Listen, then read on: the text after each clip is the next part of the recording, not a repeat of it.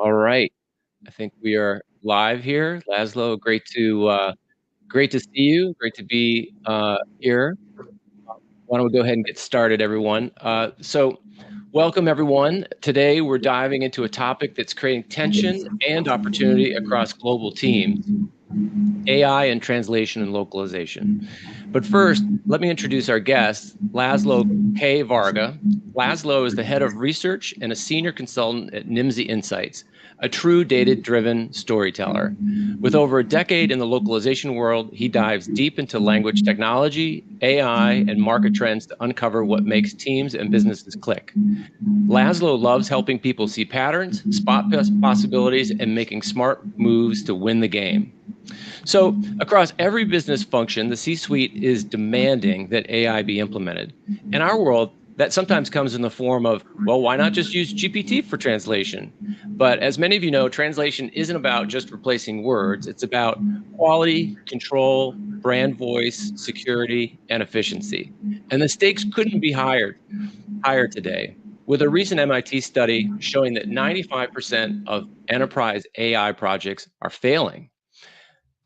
At the end of the day, the most important thing to the C-suite is delivering results. In this webinar, we're going to get into the weeds and show you exactly how to do that. So Laszlo, great to see you again, my friend. Hey, Brian, it's lovely to be here, and hello to everybody listening in and watching us live or later as well, I guess. Yeah. I'm in the Czech Republic. It's kind of mid-afternoon, and Brian, I guess it's still morning time for you. Listeners, wherever you are, good morning, good afternoon, good evening, depending on your time. It's fantastic to be here, and of course, you're going to call it the evergreen topic of nowadays. It's AI, and of course, it's AI in translation and localization, and we're going to go far and wide, I guess, in this chat, Brian. We'll see where we end up. Yep, that's right. So before we get started, Laszlo, did you know that today is a very special day in our industry? Yeah, tell me more about it. I know it's International Translators Day, right? That's right. Today we celebrate International Translation Day and all the hard and essential work that translators perform every day. So on behalf of the entire Smartling team, a big thank you to all the translators around the world. And do you know why September 30th is International Translation Day? You're going to have to tell me more about that, Brian. I do know, but I think that the viewers are interested too. Right. So I didn't realize this, but September 30th celebrates the feast of Saint Jerome, the Bible translator who is considered to be the patron saint of all translators. So with that little bit of knowledge, let's jump right in. So let's start with the first question here, which is really, I think, top of mind for most people in our industry is, hey, Laszlo, why can't we just use GPT for translation like we do for chat or brainstorming? Brian, I don't understand the question. Of course you can use it. Everybody does. I mean, it's true, right? For consumer use, it's perfectly fine. Just as much as you can use Google Translate. And there's probably a large language model running under the hood for some of the translations, at least, as far as Google is releasing this information. Since neural machine translation was born, it's been used far and wide. In fact, you can say 99% of all the content that is translated all over the globe is just plain old machine translation.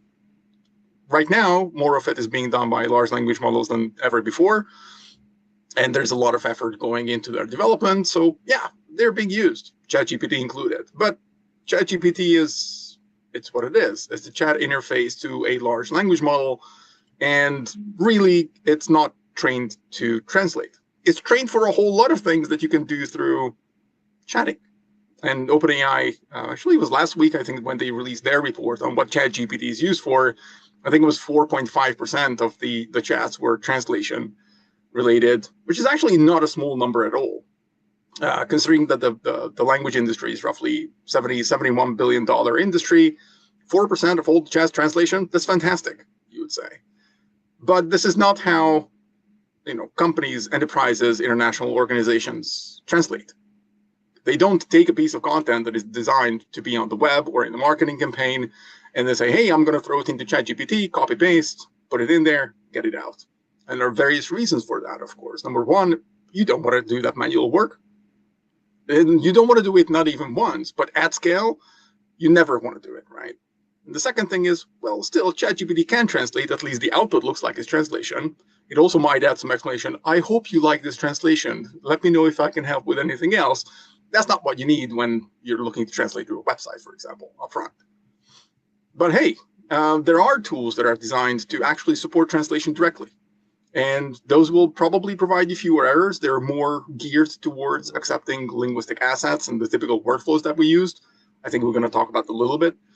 And sure, the out of the box ChatGPT, the chat interface, you get the translation back, and you will get also some hallucinations in the prompts. If you are using ChatGPT, probably 10% of the globe's population is using it.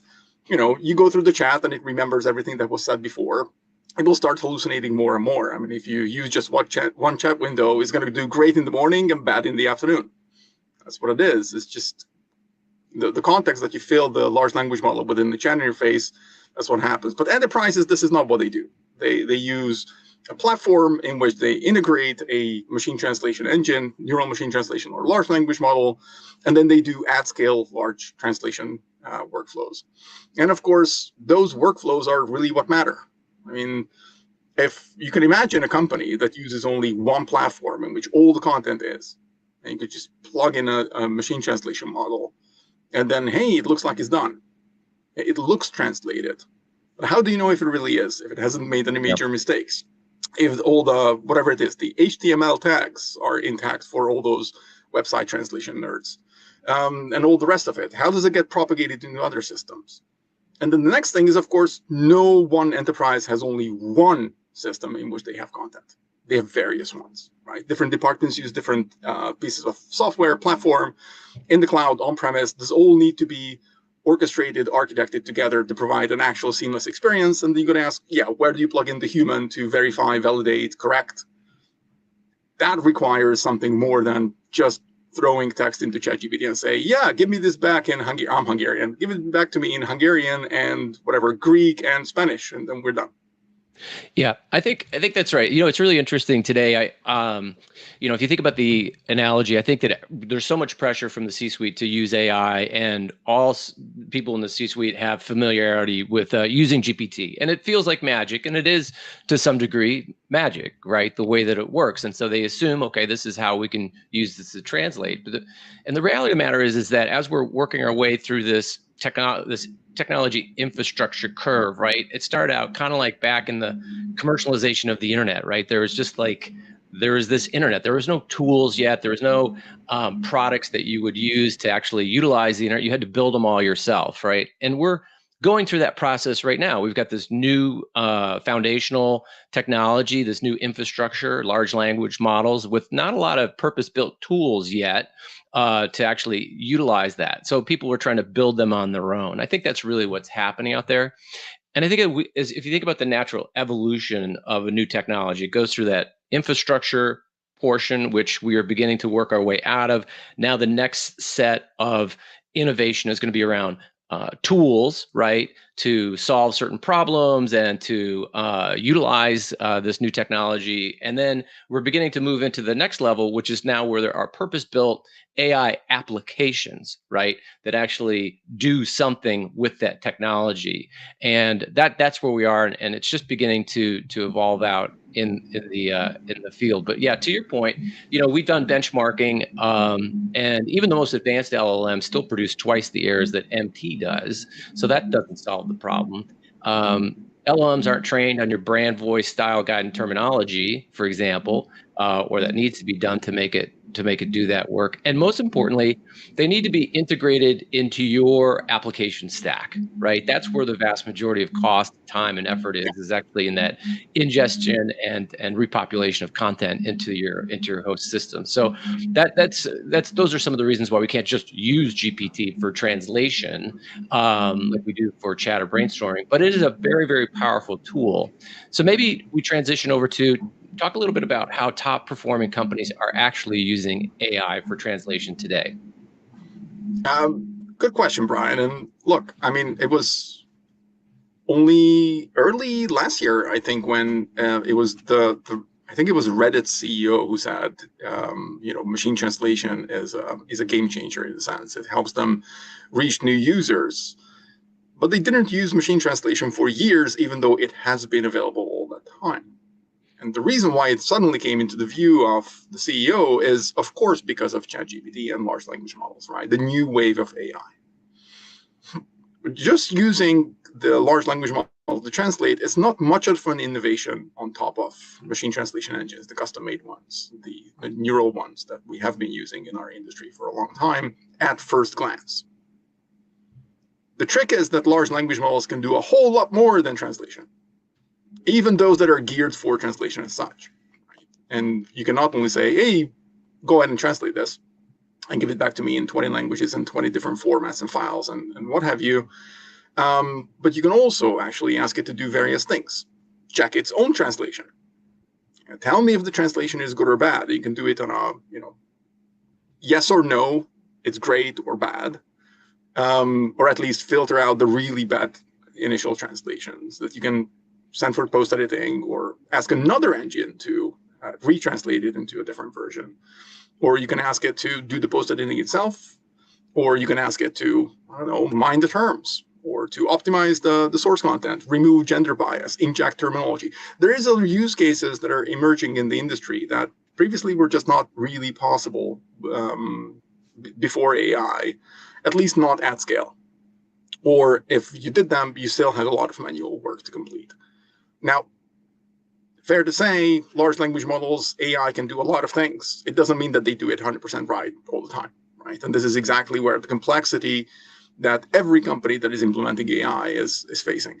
And this includes yourselves, a language AI platform, or even a very large organization, very tech-savvy enterprise. And in between, there's a wide range of companies who are on varying levels of maturity. Some of them are thinking about, do we need a system at all to manage translations, or can we still manage it in Excel files? There are those that are not working in translation management systems just yet, or they haven't been using translation memories, even though they have been around for more than 20 odd, 30 odd years. So the chance for them, of course, is to sidestep all the evolution of language technology and the language technology stack and just start using AI because it sounds great at first.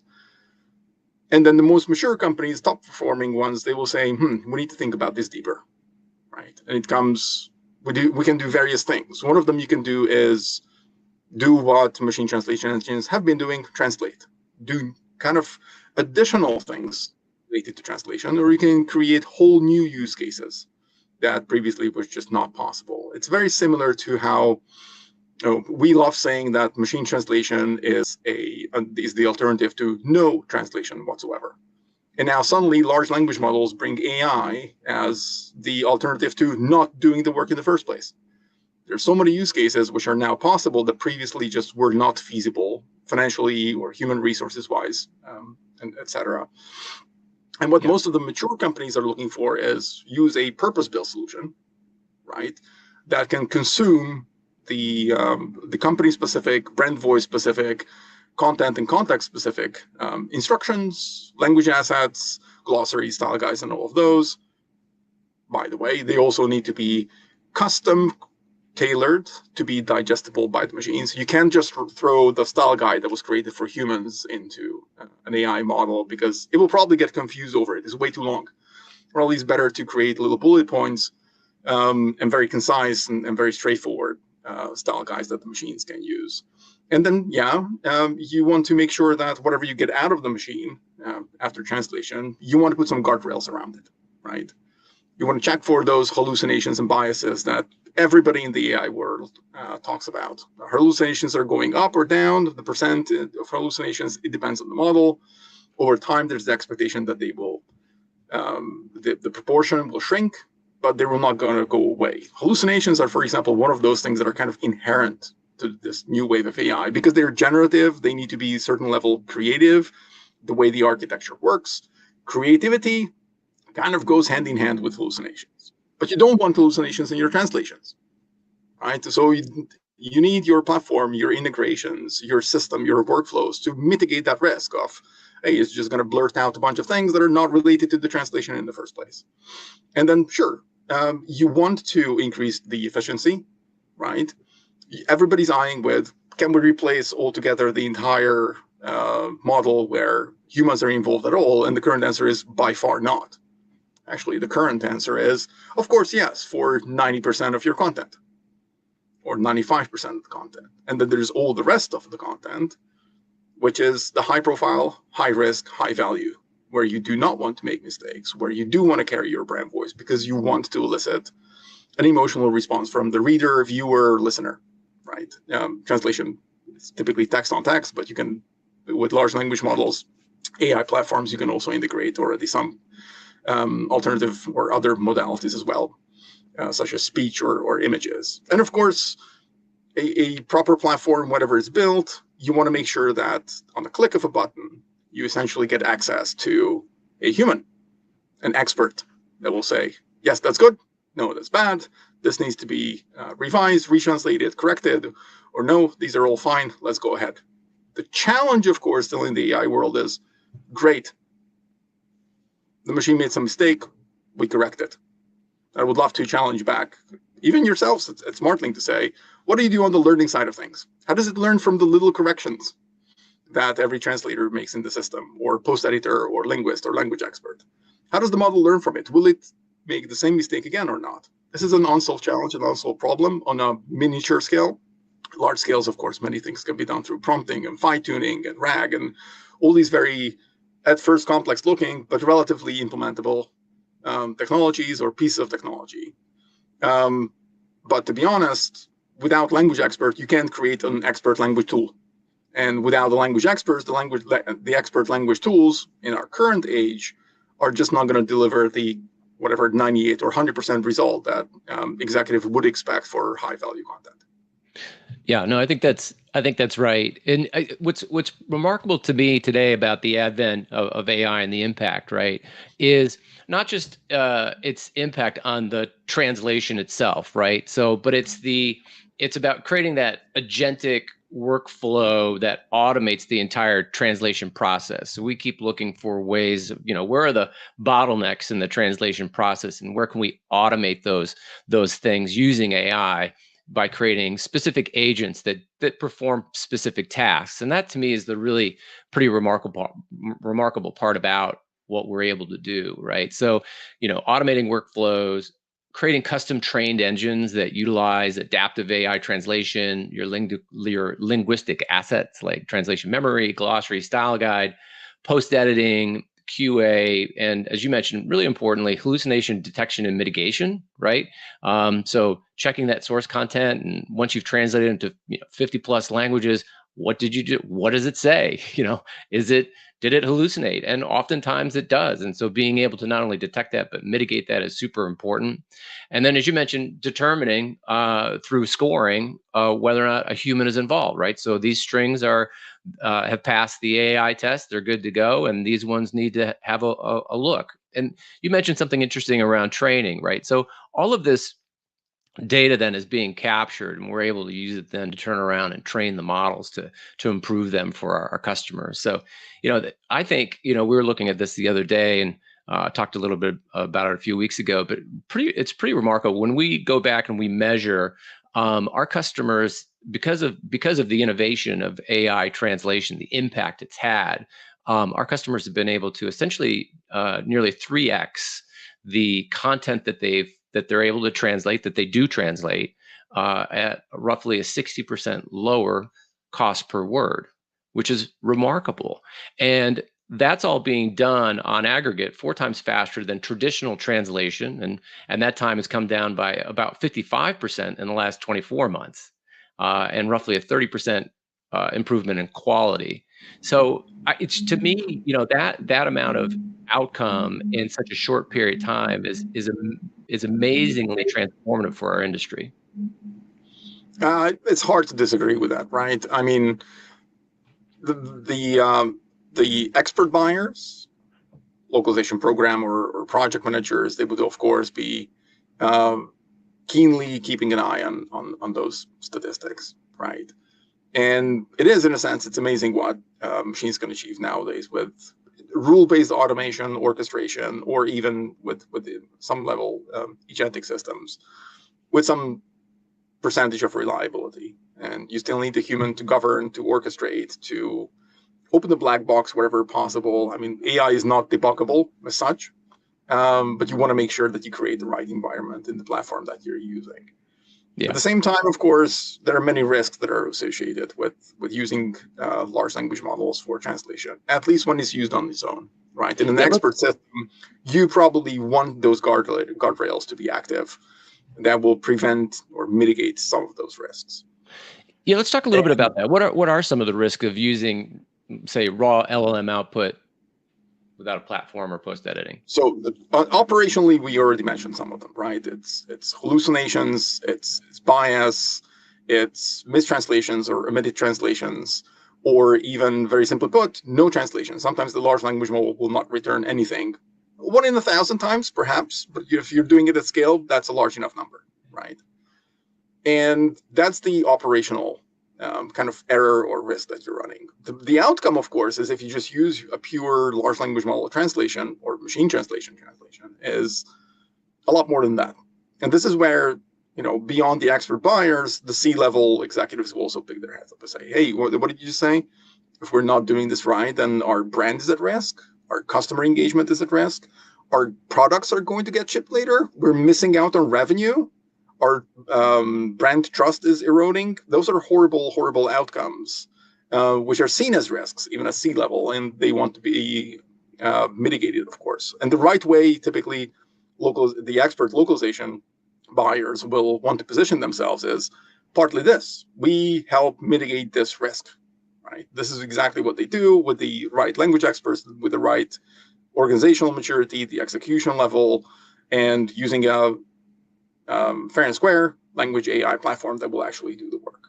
And then, yes, risks are a big thing, but ultimately, of course, you as a program manager, you want to contribute to the positive goals of the company, right? It's international growth, it's customer retention, it's click-through rates, and all of those. And yeah, building those metrics are not trivial, or connecting language operation metrics to corporate goals. But that's really critical. And yeah, even if AI is about just saving money, it's a big thing. It can help to do a lot more than that. Yeah, I think that's right. And many of the people that we work with are part of large global corporations, right? So obviously, brand damage from inconsistent or offensive translations is a major problem. We've seen lots of examples of that in the past, or high profile. But even beyond that, there's a number of legal and compliance risks that you have to be careful of. GDPR, regulated content. In China, there's sensitive phrases or words. Another example is in Germany. They have different regulations around what we call here in the U.S. puffery. We're the best. Well, in the U.S., you can say things like that. In other countries, you can't without some regulation. So it is important to have these guardrails in place, and then ultimately, having an audit trail, version control, SLA management, all those sorts of things are really, really important to the large enterprises that are doing extremely high volume content on a global basis. This is something that the C-level will probably turn a blind eye on and say, "Well, I don't want to hear this. I'll get my expert in the company who deals with this. Let them do the work." But they're critical no matter what, right? On an operational day-to-day and month-to-month level. And no matter how much the C-level is pushing down on, hey, look at this. We have a ChatGPT team or business or enterprise subscription, and look, it's just doing all the work. That is not quite right, right? You can say some of these are simple sounding project management principles, right? When it comes to especially risk mitigation, risk management, but it's what it is. And yes, C-level is pushing hard in many organizations to use AI. Yeah, and they should. And they should. I always say to folks that are saying, I'm getting all this pressure to implement AI, and the first thing I recommend is say yes. Don't say no. Say yes, and let's talk about how we do that. Exactly. So I guess maybe that's probably a good time to turn to the next question here, which is, I'm getting pressure from the C-suite to implement AI. How do I handle this? Brian, you already actually gave the answer that I would give. Is the number one answer is yes. We are, or we're going to use the AI, but next to it, you have to have the plan in your hand to say, this is how, right? And it's from the CTO or the CIO, you may get the instructions, no, you must use the internal GPT, We have an OpenAI subscription. We have all the API keys. That's what you're going to use. And that's it. Yeah, you can do that. I think, but I tell you, it's really interesting. Like, so I'm a CEO, right? So I'm putting a lot of pressure on my functional leads, on my teams to Yeah. implement AI in the organization, right?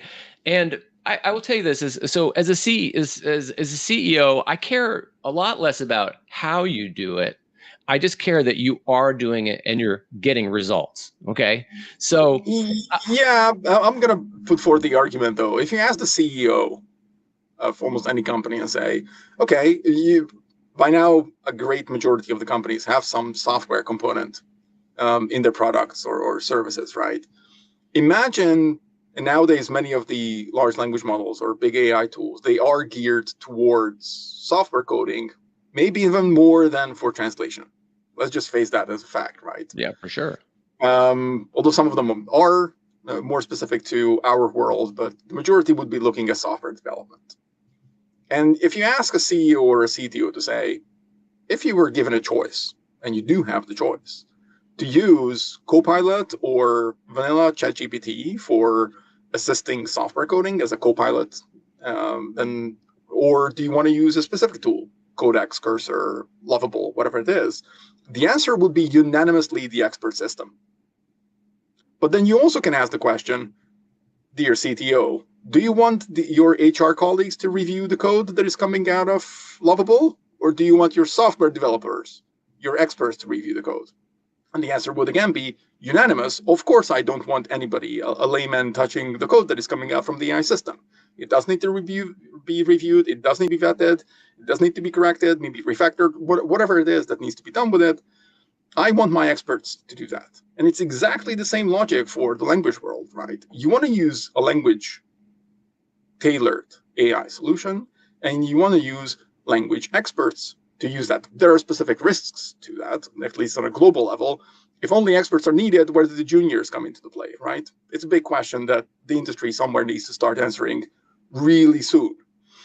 But in all honesty, if the CTO is willing to listen to this argument, or the CEO is willing to listen to the argument from the CTO, the very same must happen with the marketing or product teams, where typically the localization program managers are reporting.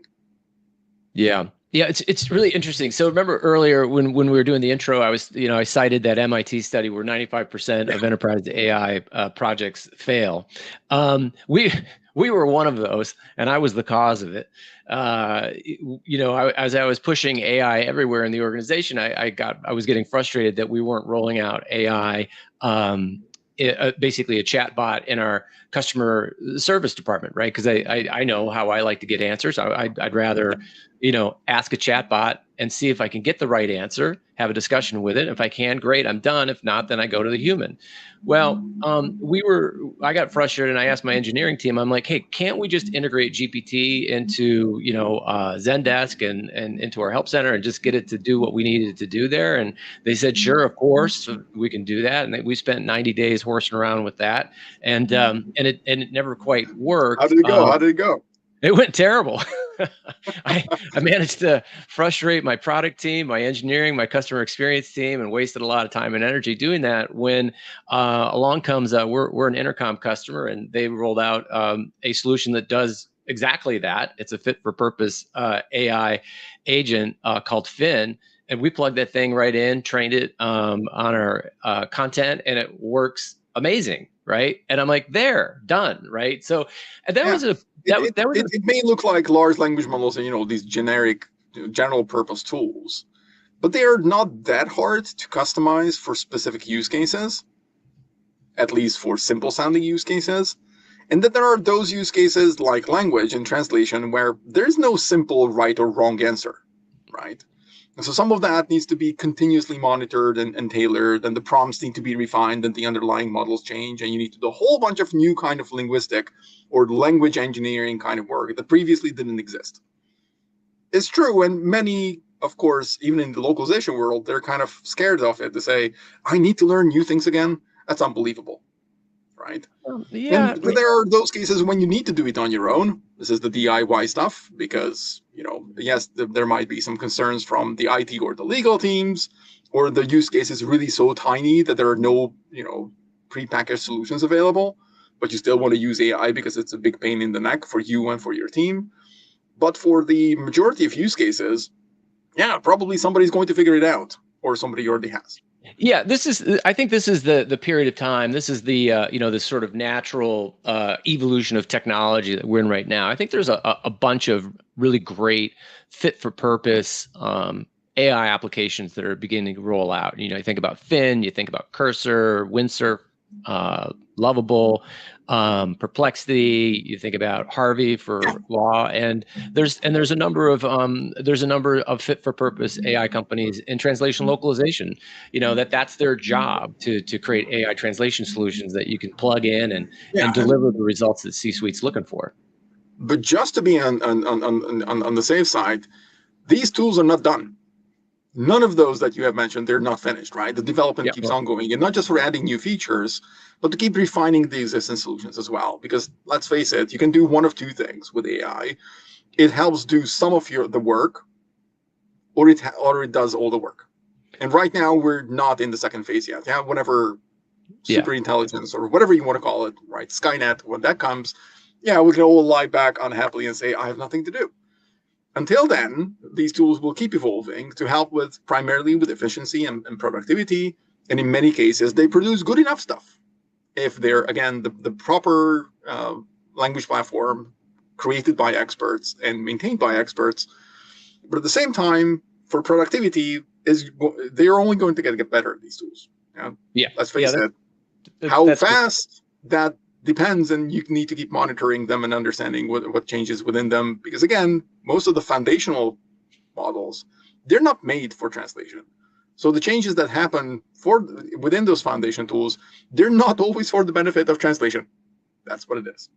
Yeah, it's really remarkable. Yeah, we benchmark all the major LLMs on a monthly basis, and it was really interesting. We did a part of that benchmark study. I asked the question. I said, how quickly are actually, I got tipped off to this when GPT-5 came out. Everyone it was 2 years in development. Everyone was all excited. It's going to be, oh my God, we're going to be at AGI by the end of the year. And it came out, and everyone was kind of like, meh. It wasn't that great, right? It wasn't that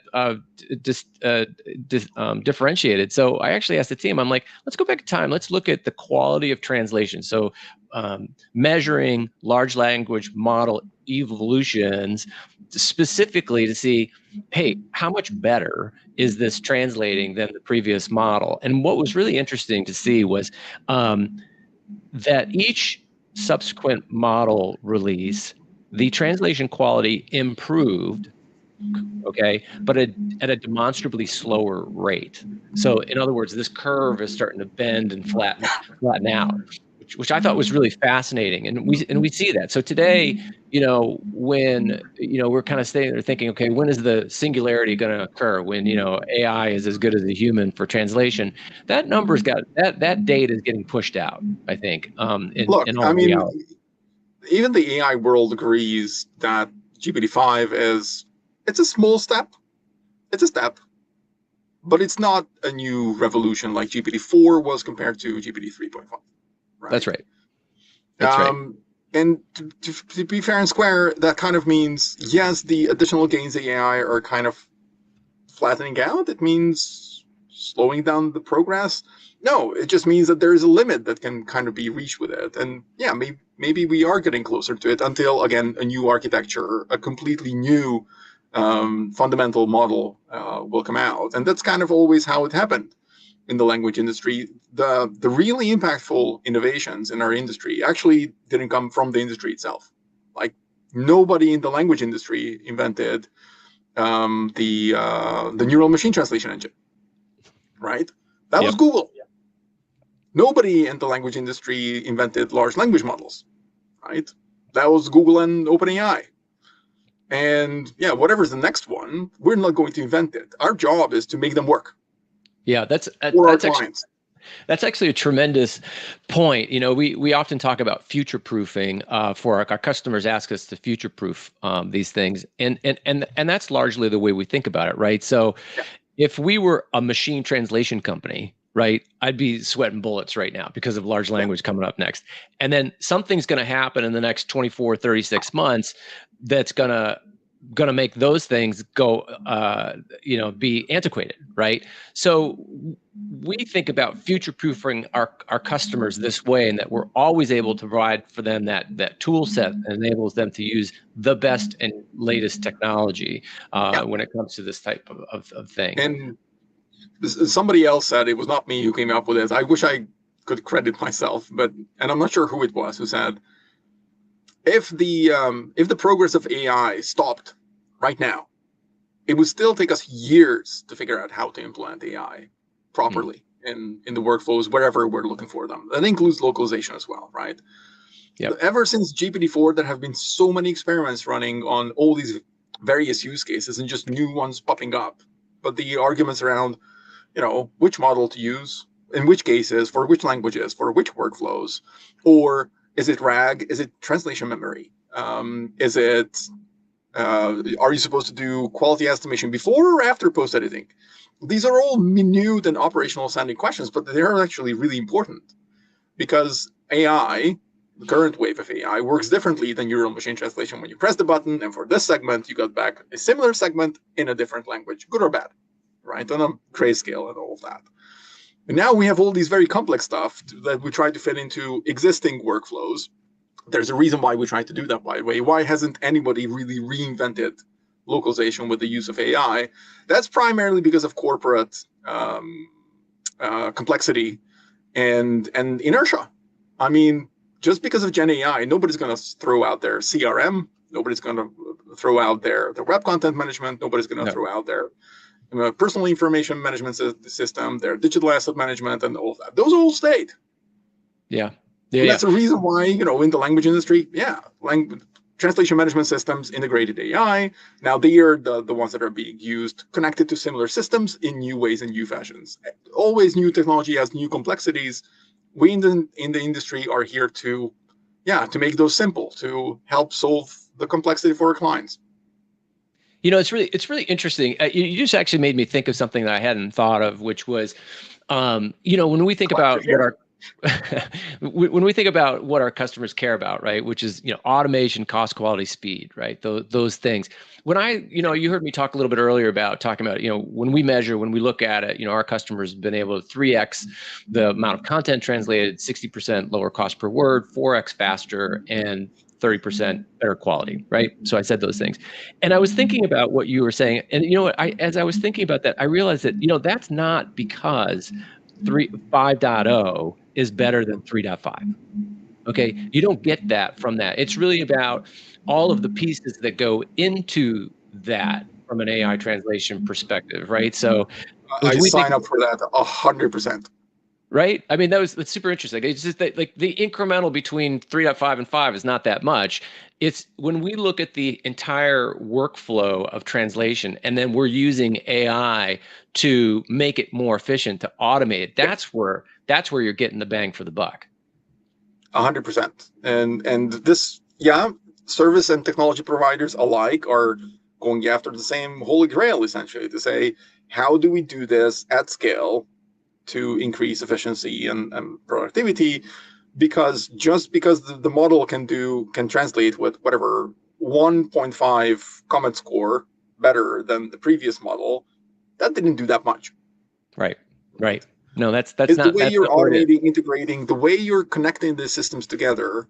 And the question is not where you're going to use AI, it's how. In which segments, which parts of the localization workflows can you actually stick AI in for additional efficiencies? That's what's everybody going after. That's what on top of everyone's mind. Then that's the buyer side, the provider side, and technology companies are working towards the same ultimate goal, which is getting that closer and closer. The good news is that on average, what it means, kind of the per word costs, if you look at it that way, like C-level will look at per word. What's a per word cost? Tell me. Do I care how much? As Renato likes saying, Renato Beninato, our founder, do I care how much a square of toilet paper costs? No. Why do I want to know the per word cost? Right? That's not something that is impactful for my company. How much a per word cost if it's now half a cent less or more. That's not what's impactful, really. What is impactful is, am I getting my product out there faster? Is it resonating with my customers? Is it better than our competitors? Can be used as a competitive advantage? And am I providing an experience to my customers that is actually bringing them back with trust to my webpage, to my product, and they keep using it? Yeah, no, I would agree. It's really funny. I was talking the other day about personalization, right? So as marketers, the holy grail of marketing is personalizing the story for your Oh, prospect, hyper personalizing the story to every right? individual or whatever it is. Yes. Right. So I always laugh because I think about how much time, money, and energy we spend on talking about, ICP and personas and personalized pain points and solutions, all these things. We put all of this effort into creating this content, right? And then we're a global company. We put it all out there and we don't translate it, or we don't translate it very well, right? So what was the point of doing all of that personalization if we haven't personalized it to the person we're speaking with? Right? Yeah. In their language.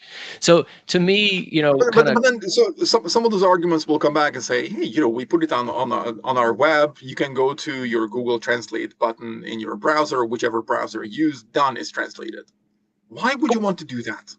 well, right, but it's the Why same. would you want to give the decision to your consumer to click on a button? It's not just that it's additional work, but probably the vanilla Google Translate, as good as it might be, it's not going to give you the result that you're looking for. It's going to mistranslate your product names. Totally. It's going to misrepresent your brand tone, your brand voice, and all of that. You just do the work that you need to do to engage with your customers the right way. What's the point of marketing, building a brand, if you're gonna turn it into crappy language for your customers? You know what I'm saying? It just doesn't make any sense to me. No great brand was ever built on good enough, right? That's the whole point of this. And if you can do it, you should do it, right? This is like, so the big difference, like, unautomated. And, I kind of approach, I've been in the localization industry for almost 4 years now. So I have learned a few things, but I still very much approach it from the perspective of being the customer of it, right? So in the global businesses that I've been responsible for, I've always translated and localized. And I would do a lot more of it because I recognize the value if it were easier or more cost effective, more automated and less expensive, and all that. And so I think that's really where, when I think about Smartling, that's where I'm trying to take it, is like thinking like a customer, like what do I want? And I want translation as a service that delivers on brand, customized localization that enables me to personalize at massive scale.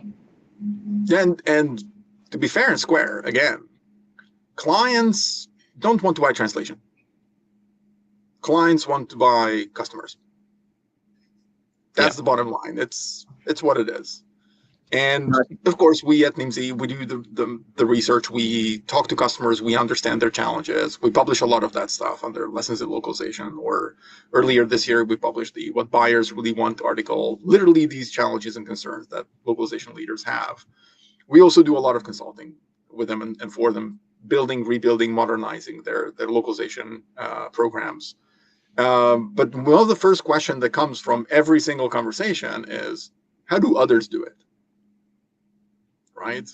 And sure, it's kind of enticing to learn from somebody else who has done it successfully. But unique success stories where an organization themselves deployed new localization solutions are very rare, to be honest with you. Right? If you go to great conferences of the industry, you will hear quite a few of them. Outside that circle, nobody's really doing it. And exactly where, kind of the orchestrated platforms, this is exactly the challenge that they're out there to solve.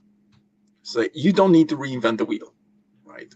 Your best practice is not creating your own AI tech stack for translation and localization, no matter how intriguing the idea and the thought is that, hey, look, ChatGPT, GPT-5, it can do a lot. It looks like it can translate. Let's do it. There is somebody else who already figured it out, right? And there's always competition as well, of course. And if you're a buyer, you want to make sure that you get the the right solution for your use cases.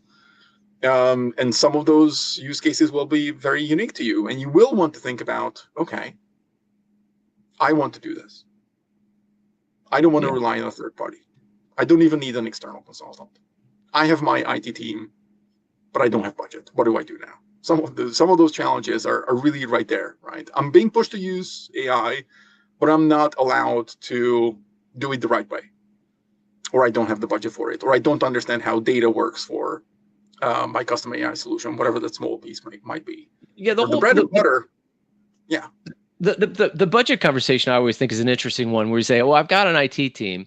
Well, that IT team is not free. There's a cost to that. So if they're working on if they're working on a project, then those dollars need to get allocated towards those projects. Also, now they're not working on something maybe that drives, your primary business mission. So I think there's a little bit of a sunk cost fallacy there around, hey, I've got resources, but I don't have a budget.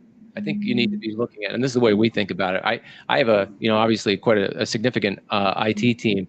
I don't just willy-nilly assign them to things that I think are interesting. Each one of there's a real cost, and more importantly, an opportunity cost. That's actually the way I think about it. It's like, if they're not working on this, which has got the potential to generate this much revenue, like, is that really worth saving money over here? Probably, rarely, almost never.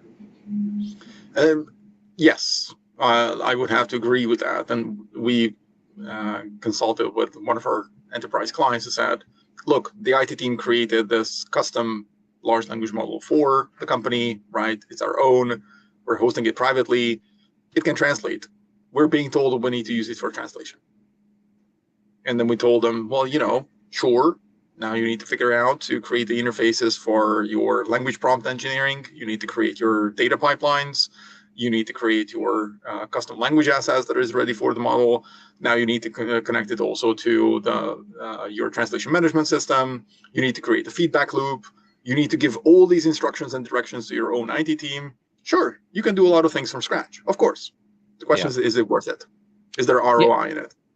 And I think a cost that people often overlook, because a lot of the C-suite, they're used to, like, hey, it's GPT is free, right? Like, machine translation is free.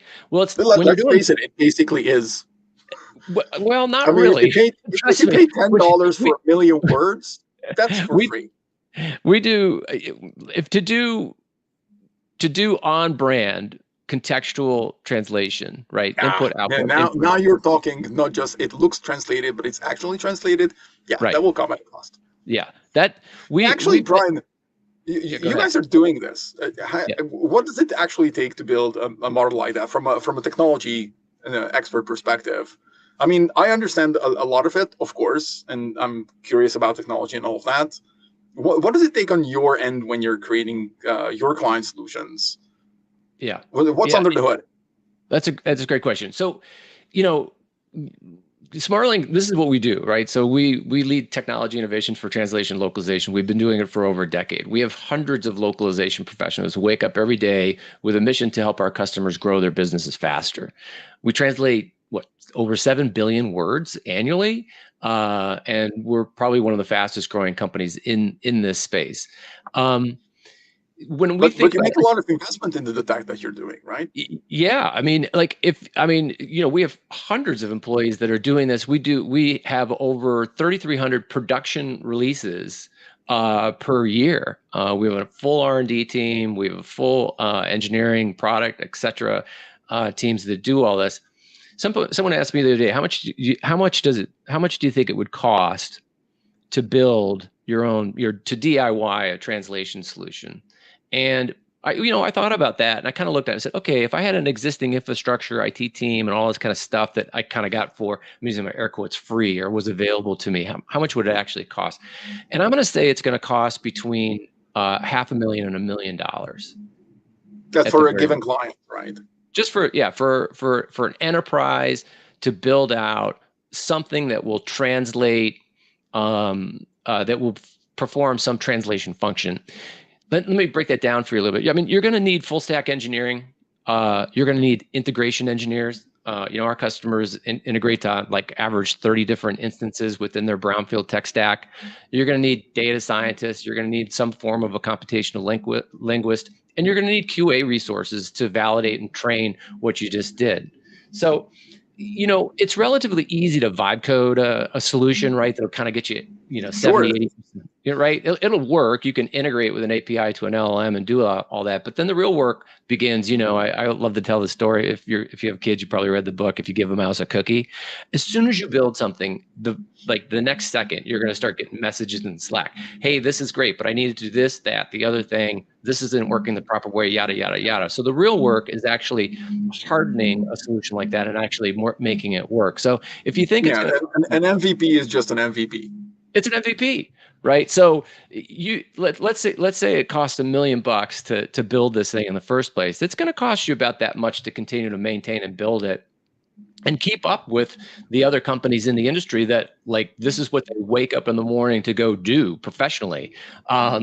Or and then there's that's just the hard cost. And then there's the opportunity cost. Okay, with all those super talented people, right? Let's say I didn't hire them, I had them on staff. Isn't there something better that they could be doing that would actually drive revenue for your company? So, well, yeah, we say that the reason why language service and technology providers, the entire market exists, is because language is not the core function of enterprises, right? That's what it is. I mean, HR is a core function. Basically, every company has an HR, and they don't outsource it almost entirely, right? Yeah, no, that's right. They might do it with some other things, but the important thing is we are here to solve client challenges and reduce the complexity because they don't want to understand it. They don't want to deal with it. They might have an inkling, and technology teams will say, no, we can do this. It's just an API call away. No, it's not. Yeah, there's a whole bunch of stuff underneath the hood that needs to be taken into consideration. Thanks for sharing some of that. Yeah, it's interesting. I think it was Jack Welch that said famously that everyone's back office is someone else's front office, right? Well said. Meaning almost everything that you do in your business is probably being professionally done by somebody else that delivers high ROI, is super effective.